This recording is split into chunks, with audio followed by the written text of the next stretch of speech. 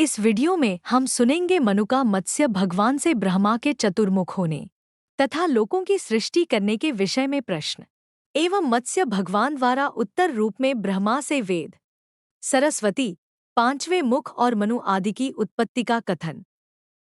मनु ने पूछा, भगवन, ब्रह्मज्ञानियों में श्रेष्ठ लोक पितामह ब्रह्मा चतुर्मुख कैसे हुए तथा उन्होंने सभी लोकों की रचना किस प्रकार की?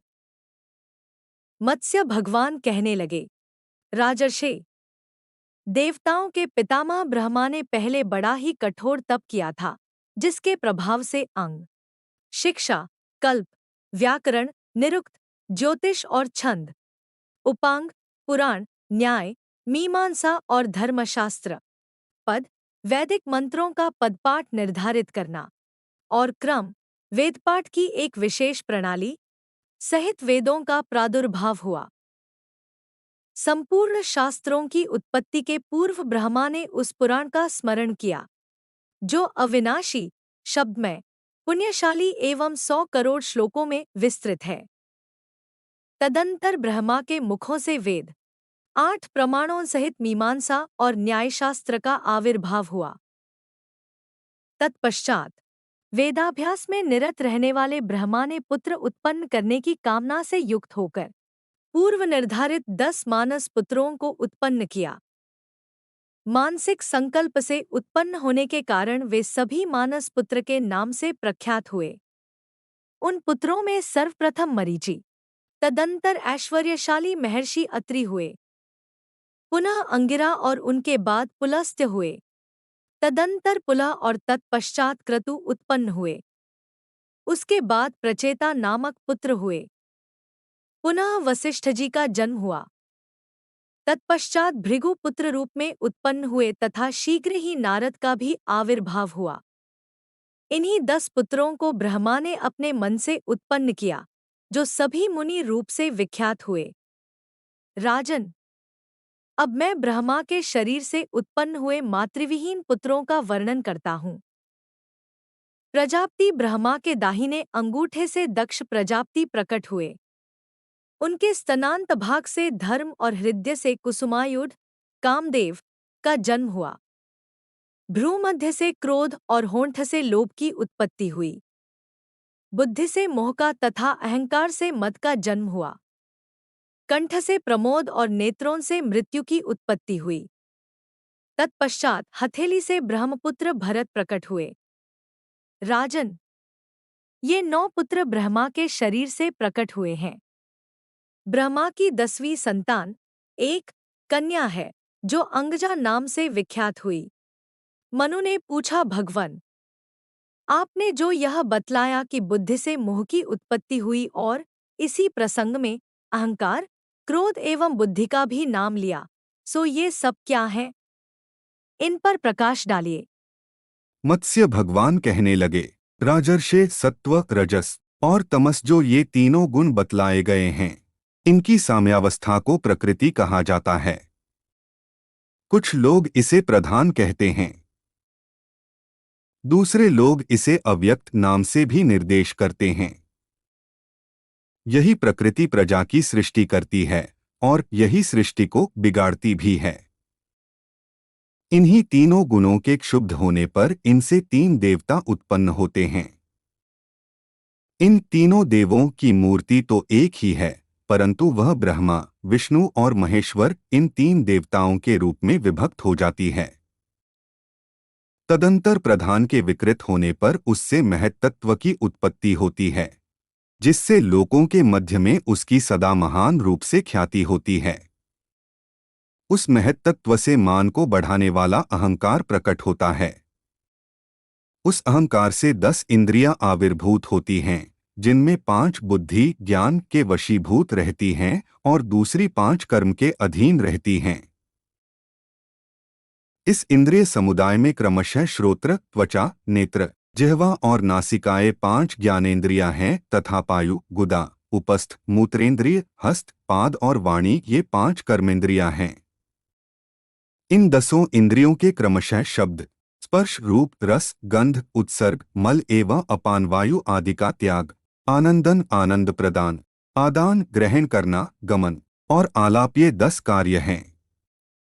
इन 10 इंद्रियों के अतिरिक्त मन नामक 11वीं इंद्रिय है, जिसमें कर्मेंद्रियों और ज्ञानेंद्रियों के समस्त गुण वर्तमान हैं। इन इंद्रियों के जो सूक्ष्म अवयव उस मनीषी के शरीर का आश्रय लेते हैं, वे तन्मात्र कहलाते हैं, और जिसके संपर्क से तन्मात्र की उत्पत्ति होती है, उसे शरीर कहा जाता है। उस शरीर का संबंध होने के कारण विद्वान लोग जीव को भी शरीरी कहते हैं। जब सृष्टि करने की इच्छा से मन को प्रेरित किया जाता है, तब वही सृष्टि की रचना करता है। उस समय शब्द तन्मात्र से शब्दरूप गुणवाला आकाश प्रकट होता है। इसी आकाश के विकृत होने पर वायु की उत्पत्ति होती है, जो शब्द और स्पर्श 2 गुणों वाली है। तत्पश्चात वायु और स्पर्श तन्मात्र से तेज का आविर्भाव होता है, जो शब्द, स्पर्श और रूप नामक 3 विकारों से युक्त होने के कारण त्रिगुणात्मक हुआ।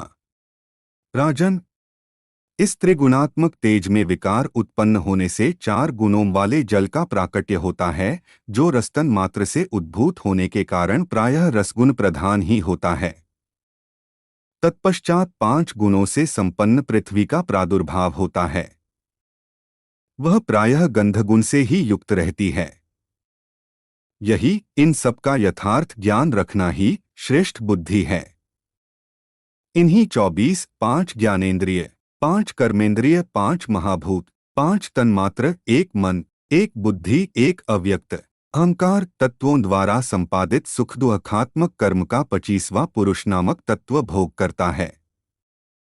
वह भी ईश्वर की इच्छा के वशीभूत रहता है, इसीलिए विद्वान लोग उसे जीवात्मा कहते हैं। इस प्रकार इस मानवयोनि में यह शरीर 26 तत्वों से संयुक्त बतलाया जाता है। कपिल आदि महर्षियों ने संख्यात्मक होने के कारण इसे सांख्य ज्ञान नाम से अभिहित किया है, तथा इन्हीं तत्वों का आश्रय लेकर ब्रह्मा ने जगत की रचना की है। जब ब्रह्मा ने जगत की सृष्टि करने की इच्छा से हृदय में सावित्री का ध्यान करके तपश्चरण प्रारंभ किया, उस समय जप करते हुए उनका निष्पाप शरीर 2 भागों में विभक्त हो गया। उनमें आधा भाग स्त्री रूप और आधा पुरुष रूप हो गया। परंतप वह स्त्री सरस्वती शत्रुपा नाम से विख्यात हुई। वही सावित्री, गायत्री और ब्रह्माणी भी कही जाती है।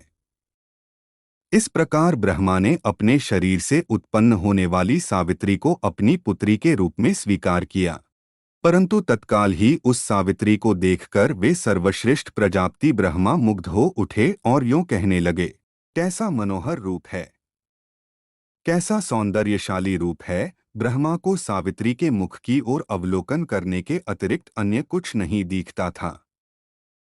वे बारंबार यही कह रहे थे, कैसा अद्भुत रूप है, कैसी अनोखी सुंदरता है। तत्पश्चात जब सावित्री झुककर उन्हें प्रणाम करने लगी, तब ब्रह्मा पुनः उसे देखने लगे। तदंतर सुंदरी सावित्री ने अपने पिता ब्रह्मा की प्रदक्षिणा की। इसी समय सावित्री के रूप का अवलोकन करने की इच्छा होने के कारण ब्रह्मा के मुख के दाहिने पार्श्व में पीले गंडस्थलों वाला एक दूसरा नूतन मुख प्रकट हो गया। पुनः विस्मयुक्त एवं फड़कते हुए होंठों वाला दूसरा तीसरा मुख पीछे की ओर उद्भूत हुआ तथा उनकी बाईं ओर कामदेव के बाणों से व्यथित से दिखने वाले एक अन्य चौथे मुख का आविर्भाव हुआ। सावित्री की ओर बार बार अवलोकन करने के कारण ब्रह्मा द्वारा सृष्टि रचना के लिए जो अत्यंत उग्र तप किया गया था, उसका सारा फल नष्ट हो गया तथा उसी पाप के परिणामस्वरूप बुद्धिमान ब्रह्मा के मुख के ऊपर एक 5वां मुख आविर्भूत हुआ, जो जटाओं से व्याप्त था।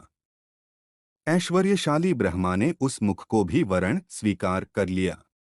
तदंतर ब्रह्मा ने अपने उन मरीचि आदि मानस 81 पुत्रों को आज्ञा दी कि तुम लोग भूतल पर चारों ओर देवता, असुर और मानवरूप प्रजाओं की सृष्टि करो।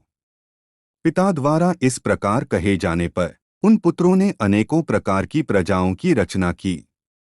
सृष्टि कार्य के लिए अपने उन पुत्रों के चले जाने पर विश्वात्मा ब्रह्मा ने प्रणाम करने के लिए चरणों में पड़ी हुई उस अनिंदिता शत्रुपा का पाणिग्रहण किया। तदंतर अधिक समय व्यतीत होने के उपरांत शत्रुपा के गर्भ से मनु नाम का पुत्र उत्पन्न हुआ, जो स्वयंभुव नाम से विख्यात हुआ। उसे विराट भी कहा जाता है तथा अपने पिता ब्रह्मा के रूप और गुण की समानता के कारण उसे लोग अधिपुरुष भी कहते हैं, ऐसा हमने सुना है। उस ब्रह्मवंश में सात सात के विभाग से जो बहुत से महाभाग्यशाली एवं नियमों का पालन करने वाले स्वारोचिष आदि तथा उसी प्रकार औत्तमी आदि स्वयंभु मनु हुए हैं, वे सभी ब्रह्मा के समान ही स्वरूप वाले थे। उन्हीं में इस समय तुम सातवें मनु हो। इस प्रकार श्रीमत्स्य महापुराण के आदि सर्ग में मुखोत्पत्ति नामक तीसरा अध्याय संपूर्ण हुआ। क्या आपको यह वीडियो पसंद आया? कृपया नीचे कमेंट करें और लाइक बटन दबाएं।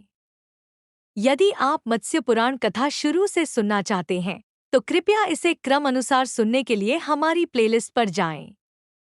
मत्स्य पुराण को अधिक से अधिक भक्तों तक पहुंचाने के लिए कृपया हमारे चैनल को सब्सक्राइब करें। धन्यवाद।